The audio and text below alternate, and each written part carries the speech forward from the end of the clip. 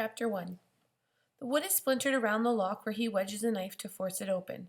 The door to my room is scarred, the doorknob dented. Brothers and sisters fight, Aunt Phoebe says. It's normal. It's a law of nature. Did you know shark fetuses fight to the death in the womb? Aunt Phoebe watches Shark Week every year. I throw myself into my room, slam the door, and lock it, yelling ugly words from behind its shelter. My dresser stands just inside the room. It doesn't take me long to push it against the door, but it's not heavy enough. I have to lean against it, brace my feet against the floor, and push against the door, bulging open with every punch. The hail of curses shooting through the wood, adrenaline surges through my system. The desperation of keeping steady pressure, the mad rush of fear when a sliver of light shows the door is opened enough to let photons in. After photons comes his foot, and I hurl my body at the dresser, making him bellow in pain. Sometimes that works, but this time his foot doesn't budge, and I know what happens next. The door will blast open, a kick, a punch, until I fall to the floor. My books, pen holders, everything pushed off their shelves with a few violent movements of his arms, raining down on me. Nothing breakable, though, because everything's already been broken. A hand snaking through my hair, grabbing a hold, the sudden pain of the yank, my throat sore from screaming, as he drags me by my hair out of the room and down the stairs. It's a dance, and I know every step. The door bursts open. The choreography has begun. I back away, but my brother slides his foot behind my ankle and yanks. I fall. I hit my head on the edge of the desk, and the world goes out of focus for a second. Then I see the raised arm above me, the clenched fist in the foreground, the narrow wrist and the arm. Familiar, but something is different now. His shirt sleeve is missing a button. It has fallen open. I gulp in air and hold it as I see the red lines in perfect focus, now straight in front of my eyes, one after another, up the underside of his arm, precisely parallel, like they were planned with a ruler. I grab his wrist, wrap my fingers around it, and hold tight, and he pauses, because I've broken the pattern. I've interrupted our dance. My arms are supposed to be crossed in front of my face, covering my head, while his fists punch into my shoulders and arms and his feet slam into my legs. He never kicks me in the stomach or punches me in the face. It's weird. He seems out of control, but he's not. He knows what he's doing. He always does. What? He growls as my hand tightens on his wrist, turning his hand slightly. You too, I say. You do it too. He looks confused. What? I touch his scars. They're raised, red, and recent. And underneath the whiteness of older wounds, he pulls back, yanks the sleeve of his shirt down and stands, his hands clenched, staring down at me. The floor is hard against my back. My head still aches from where he pulled my hair out. I open my hand, hold out my palms, show him what I've never shown anyone before. Lines, like his. The old white lines crisscrossing my palms, the new swollen red lines on top of them, the rough skin surrounding wounds that don't get to heal. Brian looks.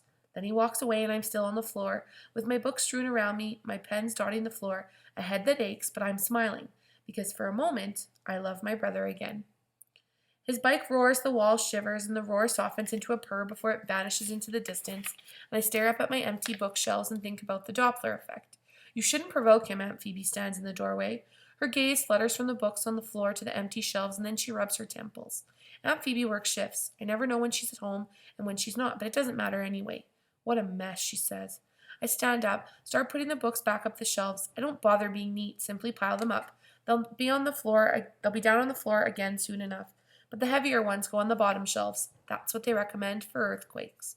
You like to believe it's all his fault, Aunt Phoebe continues, but you're to blame too. You push him until he goes over the edge. You know he will. You know what will happen every time. Why don't you leave him alone? Why don't you just stay out of his way? Why do you yell back? Why can't you just ignore him until he gives up? I bite my lip, align the books so their spines match up, while I wait for her to finish her little speech. This isn't easy for me either, you know that. It's not like I don't have better things to do. Her hands are busy twirling a button on her shirt. I'm doing this for you kids. I'm doing it all for you, and you couldn't care less. The social worker is coming over today, you know. Brian's school record this year, atrocious. And this reflects on me like I don't try my best. Like I haven't always tried doing my best for you two. Go then, I mutter. I'm staying until you're 18 is what she'll say next.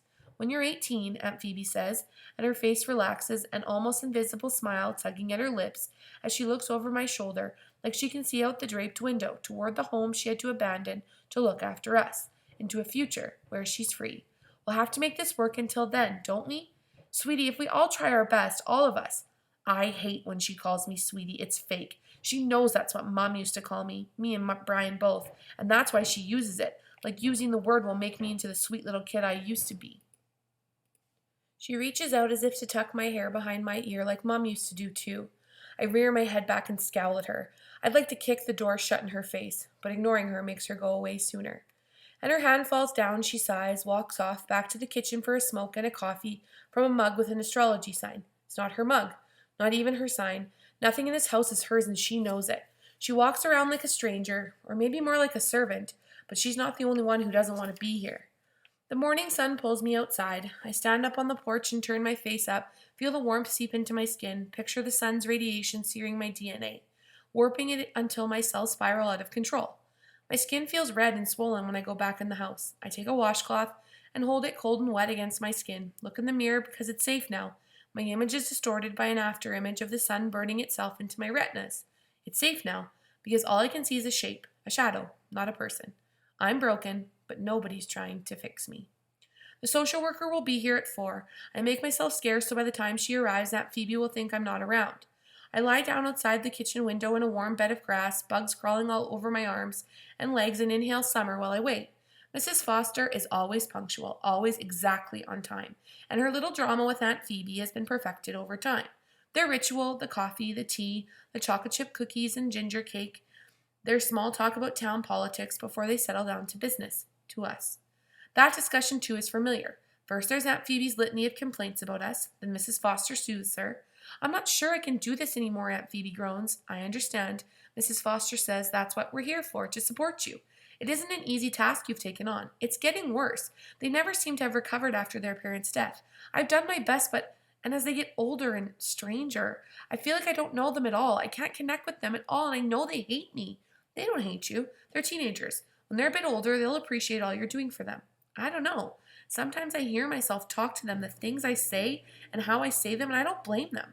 I don't blame them at all. They're so difficult and I can't deal with it. Have you given any thought to moving? It might be better for them, for all of you, to move to another house. This is where they lived when their parents died. Perhaps in another environment, they will settle down, get closure. This I hadn't heard before. I picture myself in another house and the picture fits, as if I'm taking a doll and moving it from one doll's house to another one. I chew on a blade of grass and feel Aunt Phoebe shaking her head. I can't take them to my home. I can't take them into my home. I rented out the house. And anyway, I couldn't take them in. My things. Brian doesn't respect anything. He would break and steal everything I own. You have the power of attorney. You could sell this house, buy another one. I understand their parents' life insurance paid off the mortgage. It should be easy. That won't help. It will just be trouble. It's impossible to predict how they'll react. A kitchen chair creaks. Where are they now? Around, Aunt Phoebe says vaguely. She has a summer job. As for Brian, who knows what he's up to? They're teenagers. I can't watch them like babies. Of course not. We don't expect you to, as long as they attend school and stay out of trouble. And, well, that is a problem, that school attendance was exceptionally bad for Brian this year. I know, but what can I do? If you people think you can do a better job, feel free. Aunt Phoebe gasps. I'm sorry. I didn't say that. I didn't mean it. Insects buzz around me, on me, and rustle in the grass, hurtle through the air. I close my eyes and imagine I'm one of them. I fly up and peer through the screen with my multifaceted eyes and see Aunt Phoebe and the social worker and 100 tiny images of them, each with their cup of coffee. Hundreds of clipboards. I ignore everything and zoom greedily in on one of the lumps of sugar. I know you're doing your best, but he has to go to school. It's the law. I know, and as their guardian, I'm the one who gets into trouble if they decide they don't want to go. It's not fair. It's been years. I've sacrificed everything for those two for years. Nothing I do for them is good enough. Nothing I ever do is good enough. I find a rip in the screen, coordinate my 6 legs, maneuver through. I know what I want. Sugar. Aunt Phoebe has dipped in a lump in her coffee and then left half in the saucer.